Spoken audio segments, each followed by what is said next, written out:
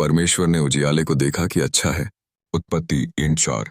सृष्टि के प्रथम दिन परमेश्वर ने उजियाले को बनाया था और उत्पत्ति की पुस्तक में साफ लिखा गया है कि और परमेश्वर ने उजियाले को अंधियारे से अलग किया।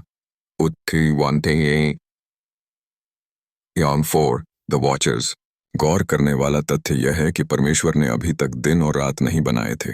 दिन और रात प्रभु द्वारा चौथे दिन बनाए गए थे। उत्पत्ति 19:90।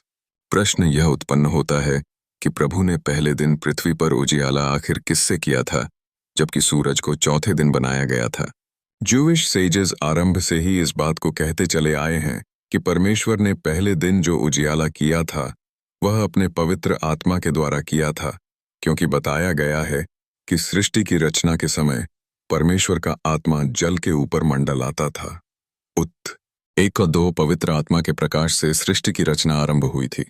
यानी परमेश्वर ने सृष्टि की रचना पहले आत्मिक तौर पर की थी, बाद में भौतिक तौर पर।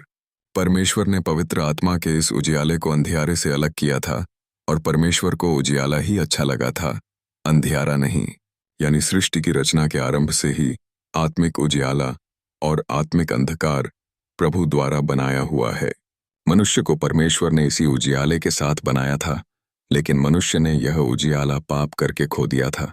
परंतु उसके बावजूद जब एक व्यक्ति यीशु मसीह पर विश्वास करता है तो पवित्र आत्मा के रूप में यह उजियाला पुनः उनके अंदर आ जाता है, किंतु सबके लाभ पहुंचाने के लिए हर एक को आत्मा का प्रकाश दिया जाता नाता है। 1 कुरिन्थियों 12:7। और इसीलिए यीशु ने कहा था, इसलिए चौकस रहना कि जो उजियाला तुझ में है वह अंधेरा न हो जाए। लूका 11:34-36।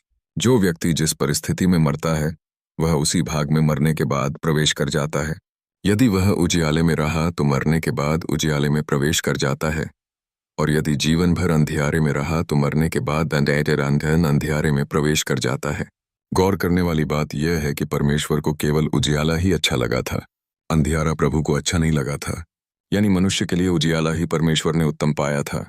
अब यह मनुष्य के खुद के चुनाव पर निर्भर करता है कि वह क्या पाना चाहता है।